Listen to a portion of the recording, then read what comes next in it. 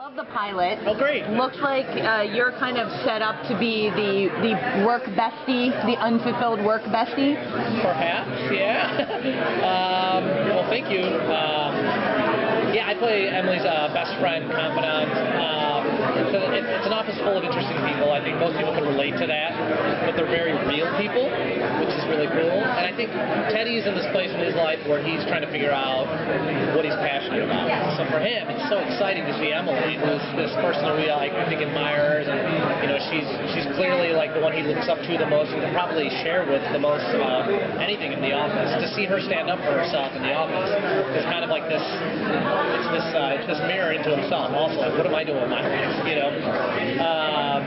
the pilot, you see Teddy, some of his talents, which aren't really applicable in the workplace, but hopefully they will lend themselves into either a sidekick or some kind of other role where he has to, I guess, he's forced to grow up a little bit. I feel like we're in a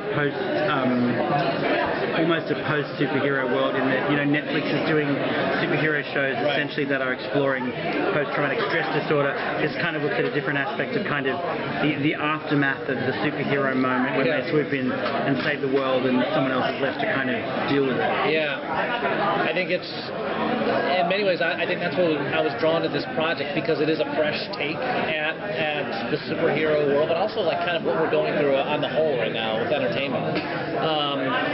I think DC has like 7 shows out. This is the first comedy, so it's exciting. A little bit of pressure. But for me, I think it blends perfect, 2 perfect things. One, the high stakes of the superhero universe, which everyone at this point in time is pretty familiar with, what people are dealing with. At the same time, it kind of fills in the blanks in comic books, which that's what I thought when I first talked to Michael and Ben about it. I was like, this kind of fills in the blanks a little bit of comic books. But what happens in between the battles? What happens in between? And it's really the real people are affected by this stuff. And what do they do? And that's, I think, true to me. It's like, when I tried playing football in high school and I broke my collarbone like 2 weeks into the season, I wanted to play because all my buddies were like athletes, and I was like, I can do this. I can't do that, It was a good learning experience for me. But at the same time, it taught me, I think learning what you can't do helps you kind of get closer to discovering what you can do. And I think that's kind of what the show's about. It's like recognizing that there are these people that have these superhuman capabilities. They're amazing. They have all these powers. At the same time, those are the powers that we can all see. What do we have within us that we can't see? And how important is that to their, to glorifying that, to all that? I think it's a show about humanity. Superhero world that we get to see. Quite a bit. I mean, in the pilot, you see it starts off with a little bit of superhero hullabaloo. And so I think, I don't know how much that's going to translate into the series, but I do know that that's an important element that DC wanted, and it's exciting for us to be able to have access to a lot of characters. Crimson Fox appears in our first episode, so I think they're always going to be there. We're very aware of it. Like my character, Teddy's very aware of these superheroes. Teddy might even have some conspiracy theories about what some of these superheroes are up to, who they may be. They're very aware of it. They're constantly invading our lives. We just kind of become used to it, sort of numb to it. And in the end, we have to go on. I still have to show up to work, otherwise I'm not going to be able to pay my rent. So. Even if you have a standing desk. Oh, standing desks. I thought I would be a fan of it, It's not really good for my back. I'm a sloucher, I prefer a chair, I prefer lumbar support, I prefer a ball. Like a ball would be better, because it forces you to kind of keep your core engaged and stuff. Foam rollers would be good. Is there a hero you'd like to see show up? I don't really have.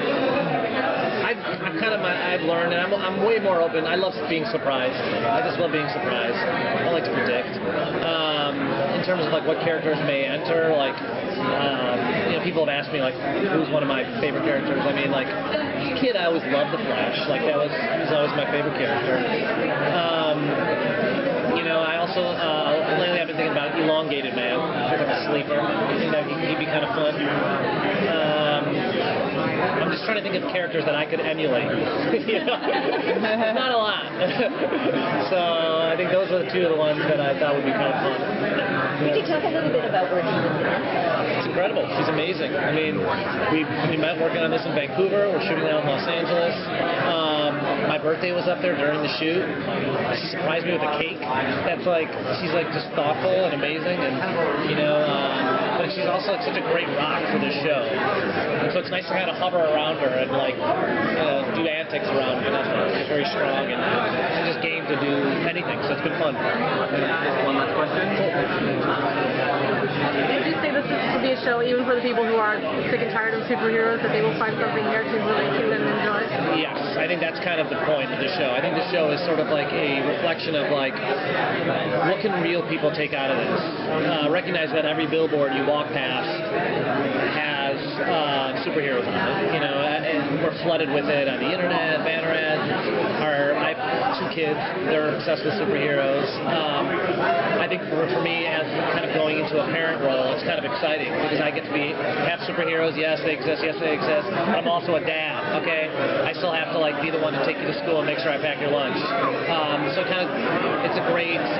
For me, I feel it's very relatable for both people, both audiences. Thanks.